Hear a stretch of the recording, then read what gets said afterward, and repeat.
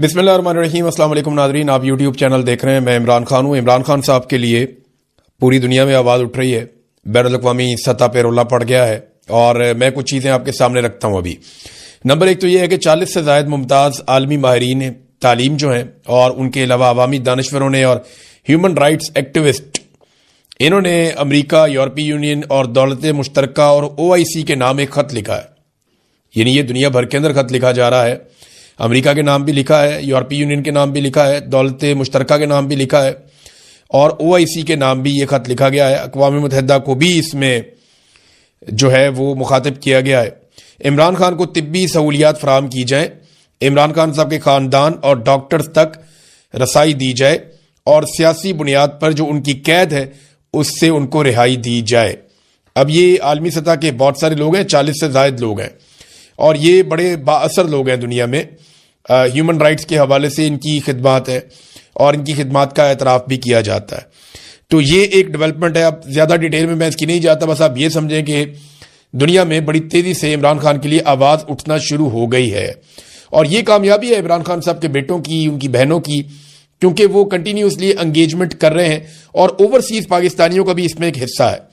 دیکھیں، یہ جو اوورسیز پاکستانیوں سے نفرت کرتے ہیں نا سب لوگ، خاص طور پہ پاکستان کی ملٹری اسٹیبلشمنٹ اور پاکستان کا جو موجودہ رجیم ہے، یہ نفرت اسی لیے کرتے ہیں کہ اوورسیز پاکستانی ہر جگہ پہ عمران خان صاحب کی بات کرتے ہیں، اور ہر جگہ پہ ظلم اور زیادتی کے خلاف بات کرتے ہیں۔ دیکھیں، اب یہ ایک میٹنگ ہو رہی تھی، اور یہ جنیوا کے اندر سمٹ ہو رہا ہے for human rights and democracy کے اوپر، انسانی حقوق اور جمہوریت کے لیے جنیوا کے اندر ایک سمٹ ہو رہا تھا۔ اس سمٹ میں ایک پاکستانی نے آواز اٹھا دی بڑے زوردار طریقے سے، اور جو اوورسیز پاکستانی ہے اس نے آواز اٹھائی، اور اس کے بعد جو ہے وہ وہاں پہ عمران خان صاحب کا تذکرہ کیا گیا۔ Political imprisonment of Imran Khan mentioned in Geneva after an overseas Pakistani shouted that don't forget about Imran Khan, کہ آپ عمران خان کو نہیں بھول سکتے، یا عمران خان کو مت بھولیے، یا ان کا نام لینا مت بھولیے۔ He is a political prisoner and former prime minister of the 5th biggest nation in the world، کہ وہ دنیا کی 5ویں بڑی قوم کا ایک لیڈر ہے اور سابقہ پرائم منسٹر ہے، آپ اسے نہیں بھول سکتے۔ اور اس کے بعد پھر عمران خان صاحب کے لیے باقاعدہ اس پلیٹ فارم کے اوپر آواز اٹھائی گئی، اور یہ بتایا گیا کہ رجیم کیسے عمران خان صاحب کو دبا رہا ہے، رجیم کیسے پاکستان کے ساتھ جو ہے وہ زیادتی کر رہا ہے۔ اب یہ پاکستانی ڈاکٹر ہے سبرینا، جنہوں نے یہ ہائی لائٹ کیا معاملہ، انہوں نے آواز اٹھائی۔ اب پاکستان کا رجیم اسی لیے جو موجودہ رجیم ہے، عاصم منیر صاحب نے بنایا ہوا ہے، اور امریکہ کی آشرواد سے بنایا ہوا ہے، جعلی فارم 47 کے اوپر بنایا ہوا ہے، سارے چور ڈاکو اکٹھے کر کے جنہوں نے ملک کو لوٹا کئی دہائیوں تک، انہیں اکٹھا کر کے لا کے اقتدار میں اٹھا دیا، اور اس کا ٹکے کا فائدہ پاکستان کی فوج کو نہیں ہوا۔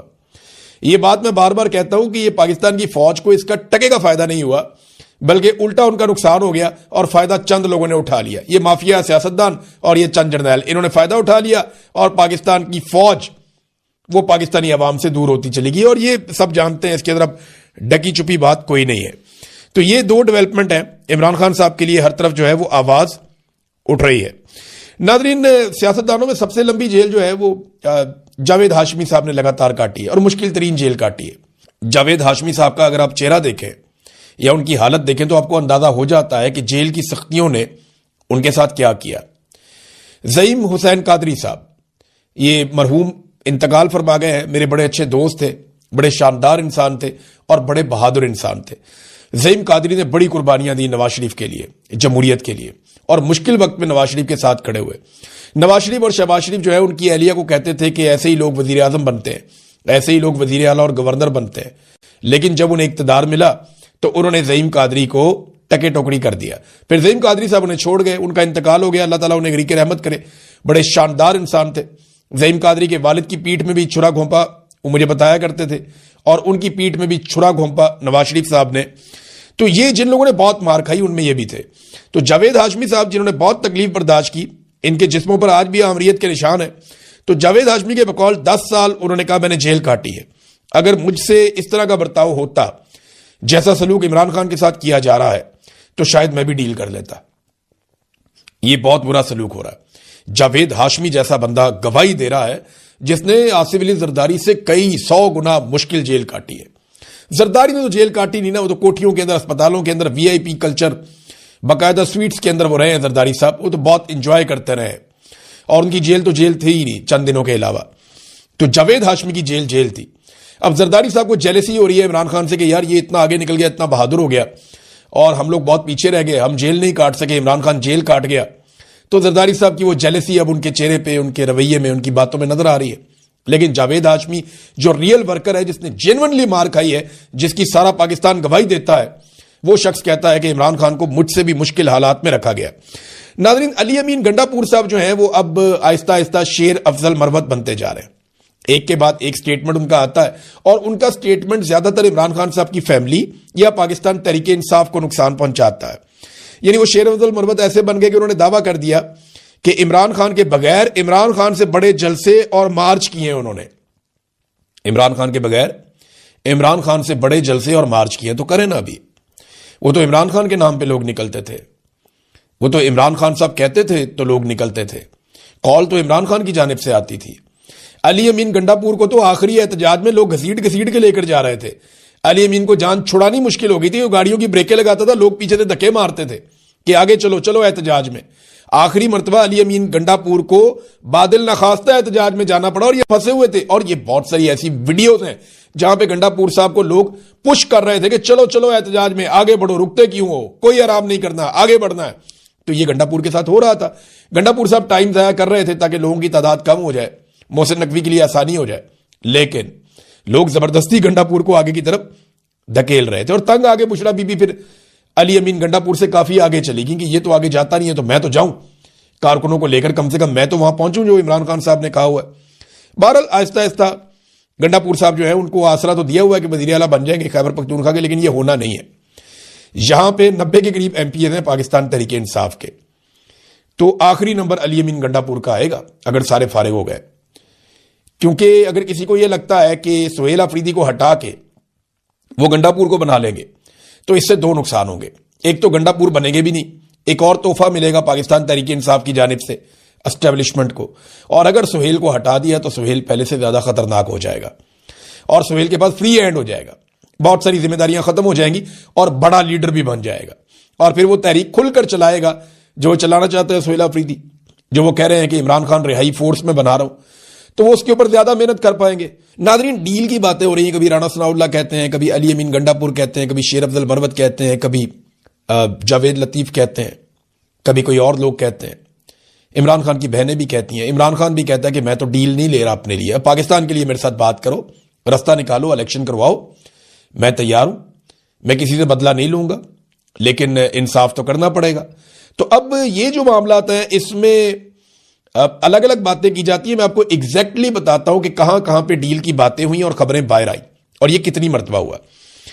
ایک تو ڈیل کی لگ بھگ کچھ 6 کوششیں ہوئی ہیں اب تک. 4 اگست کو عمران خان صاحب کو سب سے پہلے کہا گیا کہ آپ پاکستان چھوڑ دیں ورنہ کل آپ کو گرفتار کر لیا جائے گا, ڈیل کی پہلی آفر. دوسری 9 اور 10 فروری کو جب عمران خان صاحب کو الیکشن زبردستی ڈکیتی مار کے چھین لیا گیا تو تب انہیں آفر کیا گیا کہ ہم آپ کو ایک خاص طرح کی حکومت بنا دیتے ہیں, آپ کمپرومائز کر لیں. عمران خان صاحب نے پھر انکار کر دیا. اکتوبر 2024 میں دوبارہ سے ڈیل کرنے کی کوشش کی گئی جب احتجاجی تحریک اپنے عروج کی طرف جا رہی تھی. پھر نومبر 2024 میں دوبارہ قتل عام سے پہلے ڈیل کی کوشش کی گئی, اور وہی باتیں علی امین گنڈا پور اور باقی لوگ بتاتے ہیں, لیکن عمران خان صاحب نہیں مانے. پھر امریکی ڈاکٹرز آئے, امریکی بزنس مین آیا, عمران خان صاحب سے ملا, عمران خان صاحب نے ان کو بھی صاف انکار کیا. تو یہ ڈیل کی ایک اور کوشش تھی. اور ابھی حال ہی میں عمران خان صاحب کی آنکھ کی بیماری کے دوران ایک مرتبہ پھر کوشش کی گئی کہ عمران خان صاحب کو کسی طرح سے کوئی ریلیف عمران خان صاحب کی پارٹی مانگے. اس سے پہلے آپ کو یاد ہوگا علی امین گنڈا پور نے یہ کہا تھا کہ عمران خان صاحب کو جو ہے وہ ایک پیرول کے اوپر رہائی دی جائے, تو اس پہ عمران خان صاحب نے ناراضگی کا اظہار کیا تھا. اب وہ پیرول پہ رہائی تو چاہتے ہی نہیں ہے, نہ عمران خان صاحب بنی گالا جانا چاہتے ہیں, ہاں اپنی آنکھ کا علاج وہ کروانا چاہتے ہیں جو ان کا حق بھی ہے, اور ان کو یہ علاج ملنا چاہیے. کسی بھی لیڈر کی آنکھ ضائع کرنا یا کسی آرگن کو ضائع کرنا یہ انتہائی نامناسب ہے, اور یہ سخت زیادتی ہے, اور اس چیز کو یہ ڈیل کے لیے استعمال کر رہے تھے. عمران خان صاحب نے صاف انکار کر دیا. اب ناظرین 2-3 خبریں میرے پاس اور بہت امپورٹنٹ ہیں, یہ میں آپ کے سامنے رکھتا ہوں, لیکن پہلے آپ یہ دیکھیں کہ فیملی کو نہیں ملوایا جا رہا. تو یہ بات تو سمجھ آتی ہے.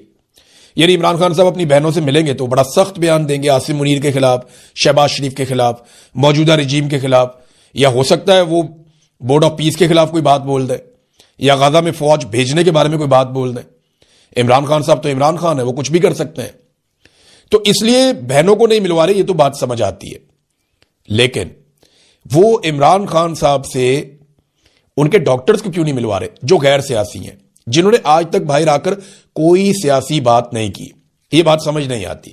اس کا ایک ہی وجہ سمجھ آ رہا ہے, اگر آپ لاجیکلی دیکھیں یا کامن سینس کا استعمال کریں تو ایک ہی بات سمجھ آتی ہے کہ ایسا کچھ ہے میڈیکلی عمران خان صاحب کے معاملے میں جسے موجودہ ملٹری اسٹیبلشمنٹ چھپانا چاہتی ہے. میں ملٹری اسٹیبلشمنٹ کہتا ہوں تو آپ آٹومیٹکلی سمجھا کریں کہ یہ عاصم منیر اور چند لوگ ہیں. جب عاصم منیر کہنا ہو تو میں اکیلے ہی کہہ دوں گا, لیکن جب میں ایک ٹولے کا نام لوں تو پھر ملٹری اسٹیبلشمنٹ میں کہتا ہوں. اور یہ ساری فوج نہیں ہوتی, یہ چند لوگ ہوتے ہیں, یہ پورے ادارے کو بدنام کرتے ہیں.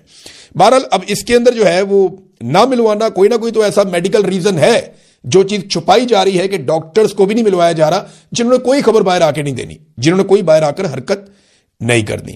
اب آ جائیں ناظرین پنجاب گورنمنٹ کا ایک کارنامہ. یہ ذرا کارنامہ آپ دیکھیں کیسا کمال انہوں نے کام ڈالا. پی آئی اے کتنے کی بیچی پاکستان نے پی آئی اے کو بیچا, اور جب پی آئی اے کو پاکستان نے بیچا تو بیچا 10 ارب روپے میں. یعنی پی آئی اے کو بیچ دیا 10 ارب روپے میں, اور ایک طیارہ خریدا پنجاب حکومت نے جس میں 19 لوگ سوار ہو سکتے ہیں. بڑا لگژری قسم کا, لیٹنے والے صوفے بھی ہیں, آرام کرنے کی جگہ بھی ہے, الگ میٹنگ کے لیے بھی پراپر جگہ بنی ہوئی ہے. بڑا شاندار قسم کا انہوں نے ایک طیارہ خریدا پنجاب گورنمنٹ نے مریم نواز کے لیے, اور یہ لیا 11 ارب روپے کا. یعنی 1100 کروڑ کا انہوں نے طیارہ لے لیا.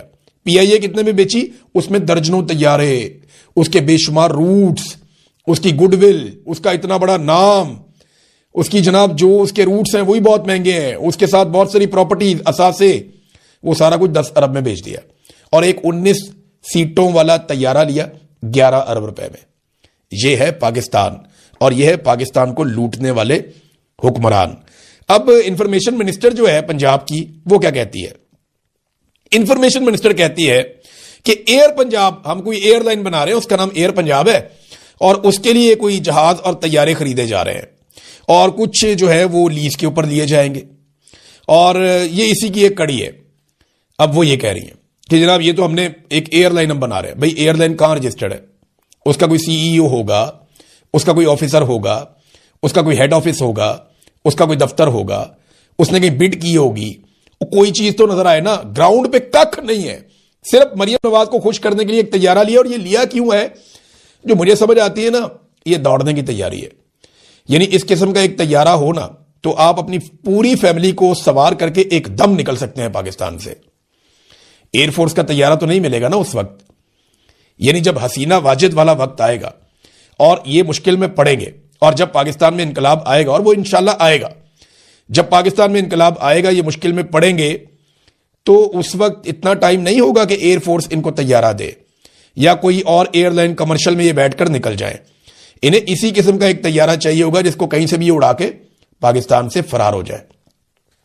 تو یہ مجھے لگتا ہے کہ اس چکر میں انہوں نے یہ ایک طیارہ لے لیا ہے جس کو یہ اپنے کنٹرول میں رکھیں گے, اور جھوٹ بولتے ہوئے ان کو شرم بھی نہیں آتی کہ جناب ہم نے تو ایک ایئر لائن بنا رہے ہیں, ایئر پنجاب. کدھر ابھی ایئر پنجاب, اس کا کوئی ڈیٹا لے کر آؤ. انفارمیشن منسٹر جو ہے نا پنجاب کی, اس نے جھوٹ بول بول کے تباہی پھیری ہوئی ہے. ہر چوتھے دن ان کا کوئی نہ کوئی جھوٹ پکڑا جاتا ہے, اور ڈٹائی کے ساتھ ایک نیا جھوٹ بول دیتے ہیں. یہ پچھلے 8-9 مہینوں کے اندر انہوں نے 900 بندہ مار دیا پنجاب کے اندر. سی سی ڈی نے بھائی 900 بندہ مار دیا. اندازہ کریں آپ, 2000 سے زیادہ کو 2500 کے قریب بندہ انہوں نے ٹوٹل مار دیا اب تک. جو قتل عام پنجاب کے اندر پولیس نے یہ کیا نا, سی سی ڈی نے, اس کا ان کے پاس جواب نہیں ہے. بے شمار ایسے لوگ مار دیے جو بے گناہ تھے. یعنی ماورائے عدالت قتل کرتے چلے جا رہے ہیں, کرتے چلو. عدالتیں بند کر دو. پھر اگر تم نے ایسے ہی انسانوں کا قتل عام کرنا ہے تو پھر عدالتیں بند کر دو. یہ تو دنیا میں کہیں نہیں ہوتا. دنیا کے اندر واویلا پڑ گیا. الجزیرہ نے رپورٹ کر دیا کہ یہ کر کیا رہے ہیں, واٹس گوئنگ آن, یہ تم لوگ کیا کر رہے ہو پاکستان میں, اندھا دھند بندے مار رہے ہو.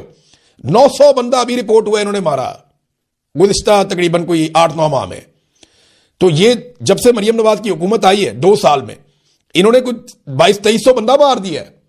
اور جو بندہ انہوں نے مارا ہے وہ اس میں سارے گناہگار تو نہیں ہو سکتے. اتنا بندہ کیسے, اتنے کرمنل ہے پنجاب میں, یا اتنی بری صورتحال ہے, یا وہ سارے کیا اس قابل تھے کہ انہیں سزائے موت دے دی جاتی؟ یعنی یہ عجیب و غریب قسم کے پولیس مقابلے ہو رہے ہیں, اور اس میں یہ لوگ پھنسیں گے.